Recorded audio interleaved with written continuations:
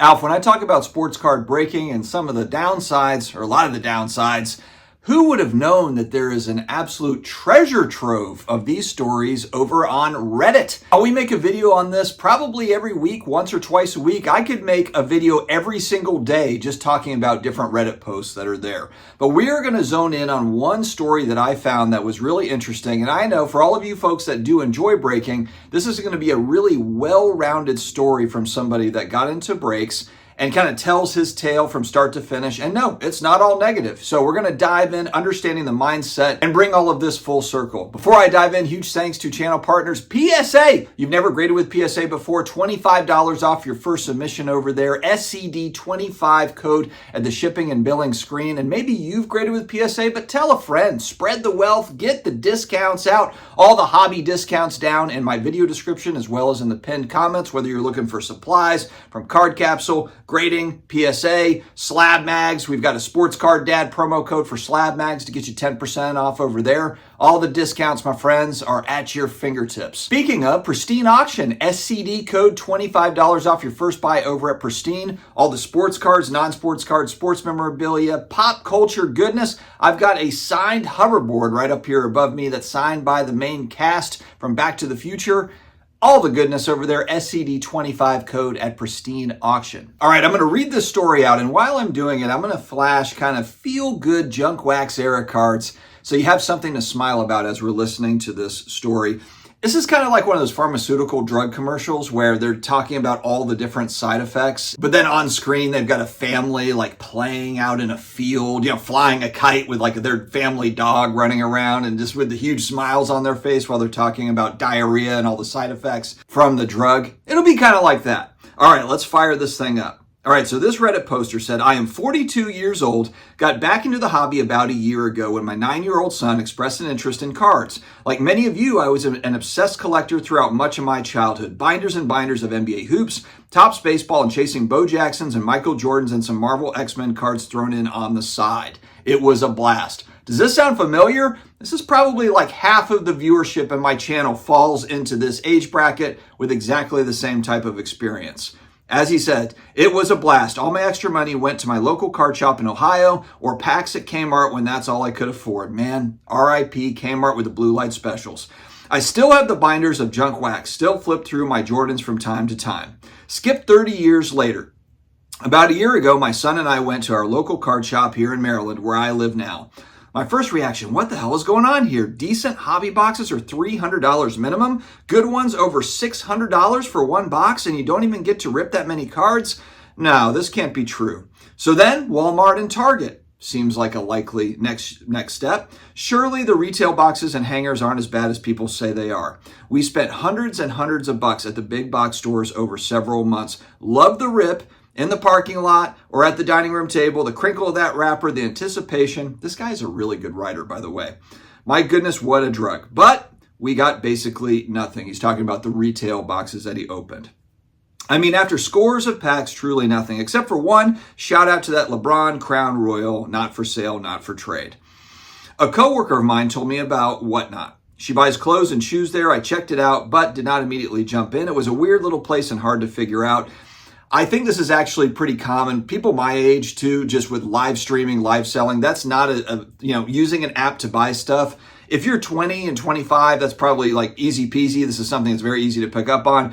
People my age, I think it takes a little bit longer to get into the live streaming stuff. I'm sure once you get in, you get it, but it's kind of like anything else, just takes a little extra time. So he goes on to say, I bought a few cards on eBay because of that. He was like, the live streaming thing, I'm gonna hold off on that. Went after guys and teams I love. Mike Vick, Iverson, Willie Mays, Washington Nationals, and Commanders. Every time those envelopes arrived in the mail, it felt nice, but not enough. So this goes back to when people like myself say, hey, jump in the singles market, jump in the singles market. Well, this guy basically saying that he did that, not enough.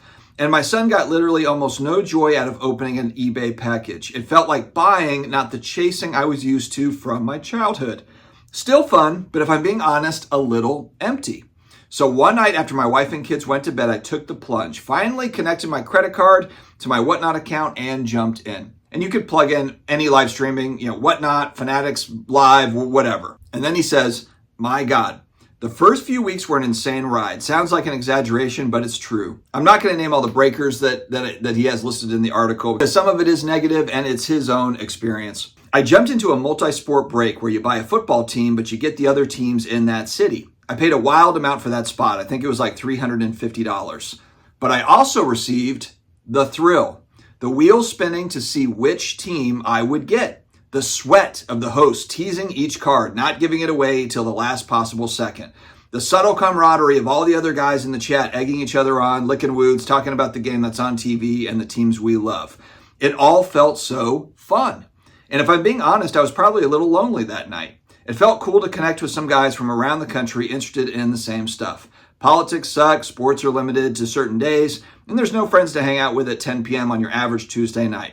But here I could connect with these dudes and open cards live. And so again, the reason why I'm focused on this post in particular is because I feel like it's really well-rounded in the overall experience as to what breaks are, the feelings that you get, all the rest of it. All right, let's keep going. And then the wheel spinned and landed on one of the better teams you can get, the San Francisco 49ers, which comes with the Warriors and the Giants, 3 for 1. And then 30 minutes later, when the boxes started to get open, I hit, and hit big. I hit a Steph Curry Genefractor on-card auto. He was shooting over LeBron. I had literally never held a card like that before in my life. I screenshotted the hit probably 20 times that night and waited on it to come in the mail. I can't tell you how good it felt to finally be holding one of those cards that only other guys, he's got that in quotation marks, ever get to hold. I could buy 3 to 4 hobby boxes and still never smell a card like that. After that, I was hooked, dove back in, spot after spot, break after break, got to know some of the fellow guys' handles in there. No idea what their real names are, of course. The breaker started acknowledging me when I came in the room. Have to admit, it felt kind of good. He makes a comparison to the Cheers of the internet, like the Cheers show from the 80s, where everybody gets together in the bar and they're all kind of drinking, having that camaraderie. My cheapest spots were probably $60. And at $60, you could never buy just one. I would spend as much as $600 on one team. For context, we are not rich people, but we're doing well. The breaks did not bankrupt my family, but was it careless? Absolutely yes. At first, I seemed to hit a lot of great cards. At least that's what it felt like. There was the Josh Allen Green Prism, PSA 10. Now, of course, he graded it out and got a PSA 10. $2,500 value, he sold that one. There was the Jalen Hurts Downtown, sold that one too. Maybe 20 other bangers, cards I could never dream of before. But then it started slowing down. Real legit hits seemed to get further and further in between. What's more, the promised payoff just wasn't what it seemed. More on that soon, but first, the economics. And he says here in his post, skip this part if you don't care about the numbers. We are going to go over that because I think that my viewership would be interested in hearing some of this. So breakers hype you up and tell you how great a deal a spot is. And if you hit big, that's true. But what about the average guy on the average day? The average spot that I bought into a good break, he puts in quotation marks, is say $250 per spot. The floor price minimum of a card I could get from that is $100. The retail price, in quotation marks, which he notes, complete BS made up number, is $300. And the ceiling, highest value, is say $800. There might be a case hit involved that's between $1,250 to $2,000. 32 spots sold, lots of people buy multiple spots, so the breaker made 32 times 250 equals $8,000. The breaker has 15 cards available in those shiny, well-branded boxes. Remember, 32 spots sold, but 15 cards. That means 17 people are SOL from the get-go, but you never think you'll be one of those losers.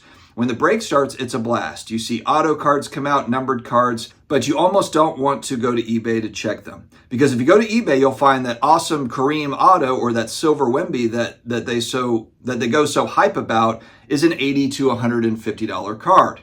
Something that we've talked about here on the channel. Again, it's breakers yelling and screaming, getting excited, and the average, my God, especially a new hobbyist, a new collector, a new speculator that's coming in, they don't know look, I bet a bunch of them don't even know to go to check eBay for sold listings.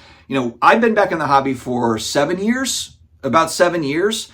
A lot of people just getting back in, just trying to figure out what's what. They don't know to go to Card Ladder or Market Movers or eBay sold listings. And this is where it gets really flimsy when you're talking about, that's a big hit, it's a big pull. Well, what is it? Is it really? What are these cards actually worth? And he references it here in the post. We'll go back to his post. Wait, didn't I just spend $250 on that? Yes, I did. But the thrill. One or two guys will hit a real banger. Sometimes, rarely, that's me. A $600 downtown or even a $1,000 numbered Wimby. I got a Paul Skeens auto once. It was awesome. But the average is somewhere slightly north of the floor price, which is a loss. Actually, check that. The average is missing altogether, followed by a floor box, then a real hit. And the breaker nets out big, even when he says he's struggling, made $8,000. 10 boxes probably cost him $150 each.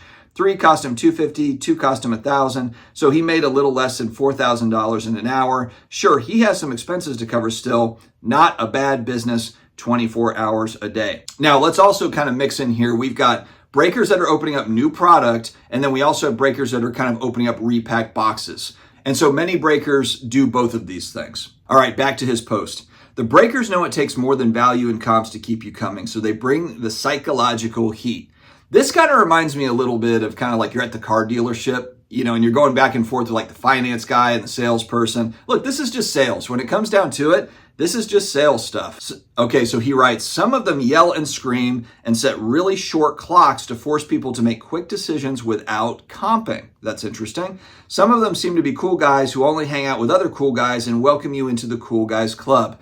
That's the camaraderie part. People, and look, he said earlier in this post, lonely, who's hanging out at 10 p.m. You're an adult man you're going to go talk to your friends about cards. This is a way to connect with other like-minded folks. Okay, so back to the post. They make you feel at home, and they might even mod you, in quotation marks, a meaningless title that gives you status in the room.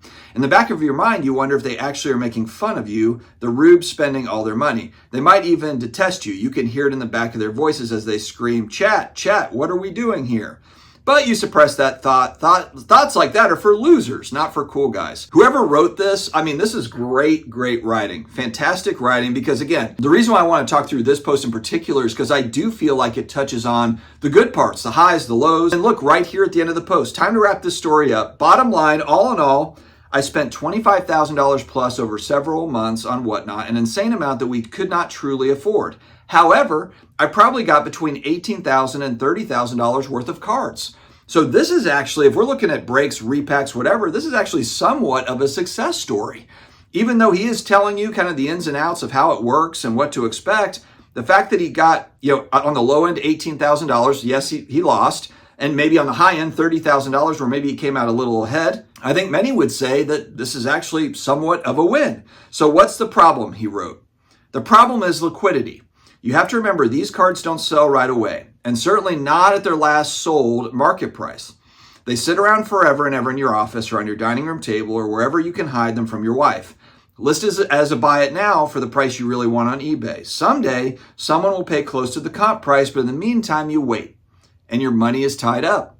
If you tire of this, you can always send them to a consignment shop or set your own 7-day auction and sell it for whatever the market pays. I guarantee you that price will almost always be less than what you paid for the spot in the break, and that's before eBay's insane fees. So you try Reddit, that's fine, or Instagram, or back to Whatnot, whatever you can do to unload the cards. You flood the market with awesome cards at lower than comp prices, which further drives value down. Congrats, you're now a cog in the hobby-destroying machine, he writes. But you got to get rid of these cards. And don't forget about packaging and shipping. Yes, you got to add in all the effort to tape them up and ship them out, and the trips to the post office, and the fact you've just basically started a small business of moving cards around when all you wanted to do was have a little fun. If you have the money to buy $20,000 worth of cards in the first place, your time would probably be spent in much more valuable places than printing and packaging up $60 TJ Watt cards for some dude on eBay, but you got to hustle to just try to get your money back. That's what the whole thing becomes about, just getting your money back. I wish I could say I'm cured of all of this. I'm at the tail end of a 30-day Whatnot fast, but plug in Fanatics Live or plug in whoever else. I haven't purchased anything in a month, which is big for me, but I still log in, I still watch and see what comes out of those boxes. I might still jump in again a couple times when this fast, is what he kind of calls it here, is over. I found other ways to scratch the chase itch, though. I want to build a collection of top 75 NBA players and African-American starting quarterbacks and save up for a Kobe auto. Making those lists and checking them off is almost as fun as a break. Almost. Listen, guys, I've done the numbers and done them again. No one wins in the long run or even in the medium run in breaks, even the best buyers out there. I'm a good buyer. I know when to jump in and when to pass, but we all still lose. And some people lose big, really big. I'm determined to not be one of those guys. What I'm doing in the meantime is trying to figure out the source of the compulsion and loneliness that breaking is helping to fill. I started therapy, which has been awesome. I want to set a better example for my son, showing him the joy of collecting, not the compulsion or the money-hungry chase. Maybe this story helps someone out there, maybe not, but glad to get it off my chest. And yes, I know, breaks are bad for the hobby. Just buy singles, buy what you like. So again, I wanted to share that story because it's not all negative, it's not all bad. It shares kind of the highs as well as to what you get out of breaking. And I think many would say, hey, look, those highs and that experience is worth it for that particular individual that's buying into those breaks. And again, there's a lot of folks out there with a ton of disposable income, and that's their hobby. That's how they have fun. And so look, if that is your thing, then that is absolutely your thing. I like the fact that that story really gives an honest take of the whole process, start to finish, how he got into the hobby and where it took him, and all the good and the bad of breaking and what it brought for him and his family. And like I said, on Reddit, there are endless posts on this topic. I could make one every single day. I like to talk about a variety of different topics here. This is one that is very interesting to me. And as I've said over and over, I'm not against breaking completely. I just don't think it should be as big of a part of the hobby as it is now. I don't think when Michael Rubin says 40% of new allocation goes to breakers, I don't like that number. I don't like that it's that high. And that doesn't even include breakers that are buying product on the secondary market to use for the products. So look, I know there's demand for gambling products in this hobby. I understand it, but I also want to see people acknowledge that there are huge struggles. There's people that have compulsion. There's people that have addiction, type personalities, tendencies.